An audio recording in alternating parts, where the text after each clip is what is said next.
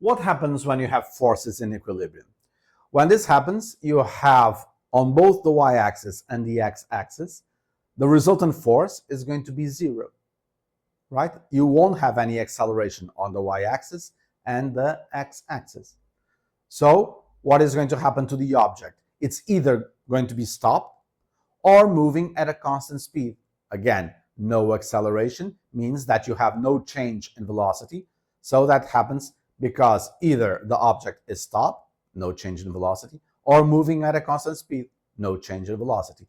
Acceleration zero, Newton's second law, resultant force equals force times mass times acceleration. If the acceleration is zero, multiplied by whatever mass, it's going to be zero. So the resultant force is zero. Okay? All right. So what does this mean in terms of the representation of forces? I used an example of a spider in a spider web that is static, that is not moving, even when there is a constant wind blowing that way. Okay, so what are the forces applied in this case? You have the weight of the spider. Let's consider that the spider, the thread, has no weight whatsoever as compared with the mass, with the weight of the spider.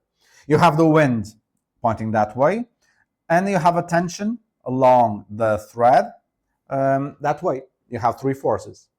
If the spider is not moving at all, this means that adding all these three forces equals zero.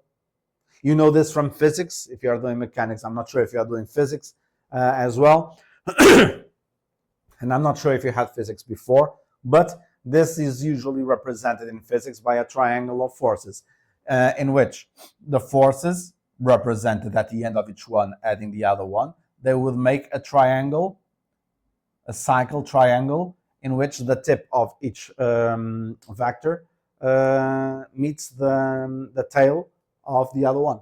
Okay?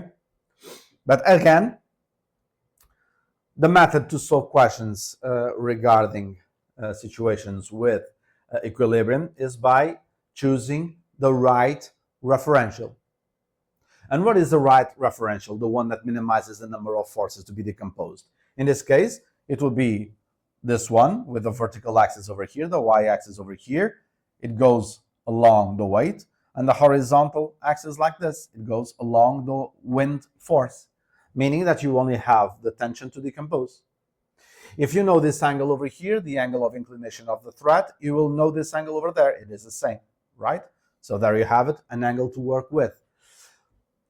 Decomposing the tension means what? Means doing a dotted line that is parallel to the x-axis until it meets the y-axis. This is going to be ty.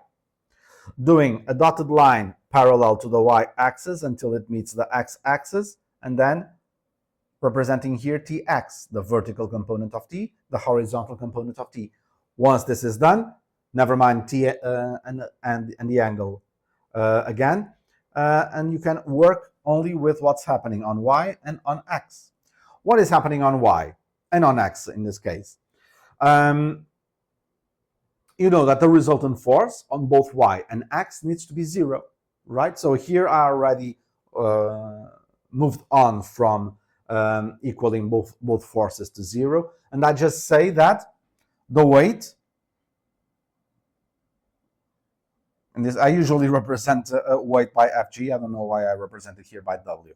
I don't like representing weight by W because the W is used in many other things in mechanics, namely in as a symbol for power, watt, as we're going to see later, and for work. So I just use Fg, force of gravity, to represent weight. Anyway, this is the weight. The weight, no, it's not. No, it's not. This is the wind. I'm sorry. W is for wind. Okay. The force of the wind equals the Tx, right? This orange force needs to be as big as the Tx. Again, the spider is not moving anywhere on the y-axis. The spider is also not moving anywhere in the y-axis. So it means that the Ty must be equal to the weight Fg. Okay? Now, what is the Tx? Tx, the size of this arrow over here, and its direction is the same as that one, right? So if you put it over there, this is the opposite side of this rectangle triangle.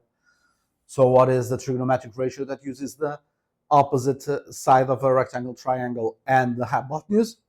It's the sine, okay? So the ty is going to be t sine of the angle.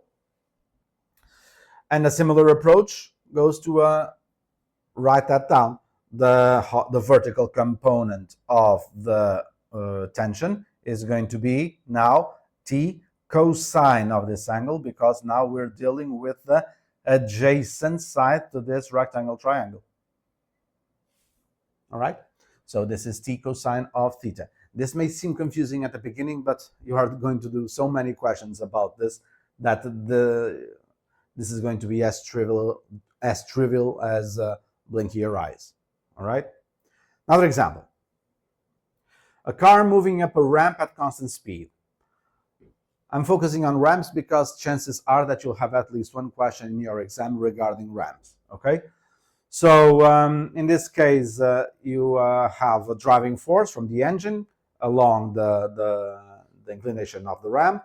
You have the weight and the normal contact force. This is the same as in the previous lesson, if you remember, okay? It is moving at a constant speed. Moving at a constant speed means what? Means that the acceleration is 0 in the x-axis.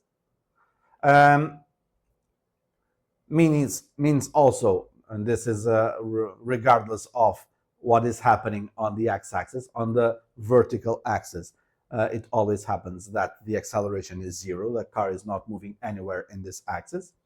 So the resultant force in both x and y direction is going to be 0. The same as here.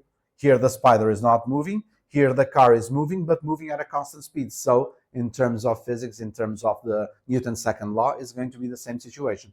So you could also represent a triangle of forces, but here I'm interested in representing this in order to be able to calculate stuff.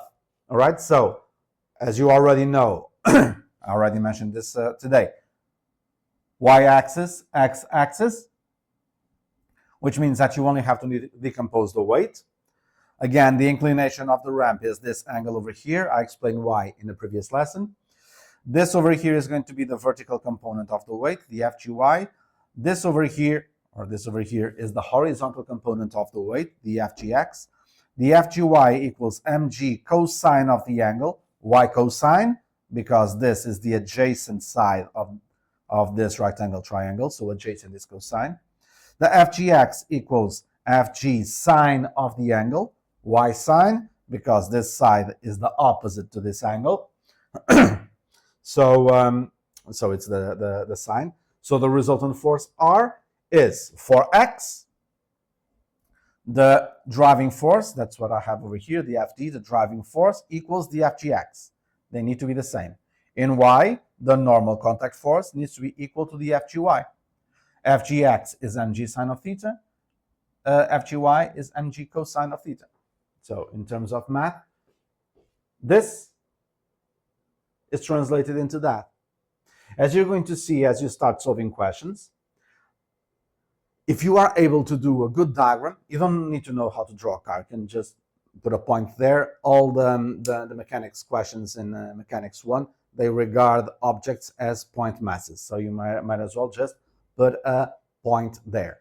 But as long as you are able to represent the forces correctly, and then making a right decomposition of the forces that need to be decomposed, if this is done correctly, and then if you know how to translate this diagram into math, you'll have 75% of your question answered. Everything else is just going to be algebra and figuring out stuff, calculations. But the part of mechanics, the part of physics, is being able to translate what you read in a question into a good diagram, and then from the diagram in a translation into math. The diagram alone, if done correctly, is 50% of your question answered. Okay? Everything else, everything that is going to be asked, is going to stem from the diagram.